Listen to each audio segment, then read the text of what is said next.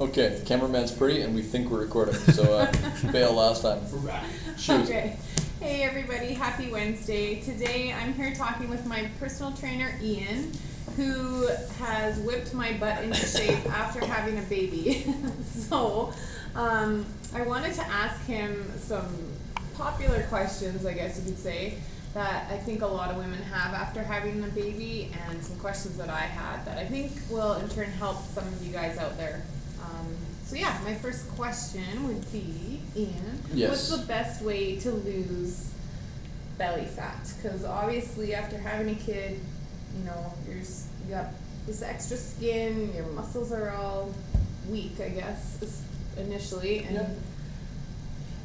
The intuitive response is something that everyone knows. It's the approach of changing from going. It's the approach that says we need to exercise and we need to eat correctly, right? I mean, that's the intuitive stuff. It's people know that they need to eat well, and implementing that is often the hardest thing. But the changes that happen during pregnancy have to be approached, they have to be dealt with. So if you've been binge eating during pregnancy, if you've been eating poorly, if you've been able to get away with things beforehand, while you're in that stage where you're really trying to make that body comp shift back, you have to take a lot of deliberate action, which is probably going to involve some lifestyle changes around the way you eat, and making sure that exercise becomes a bit more of a daily activity, right? A lot of moms find it's hard to get out of the house because their schedule is kind of wrapped around that kid, and making that time and that space for yourself, both to get sleep, get fed properly, but also to exercise at home, can all be pretty big items in terms of losing that fat. I personally would say that diet is probably one of the largest components of that, along with sleep. So exercise is an awesome thing to be doing if you've got the time for it. yeah. It's definitely important. There's so much you can do with just looking at your diet and looking at how much sleep you're getting that can make drastic shifts in terms of body composition. And I mean, we had this in the first take before the cameraman just messed everything up.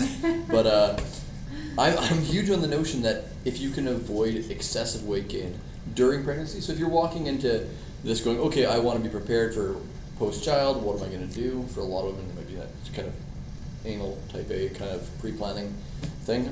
No, nobody like that. But if you're getting ready to have a kid, wondering what you can do afterwards, a lot of the things that you can kind of nail into is be prepared in that don't get super fat during pregnancy.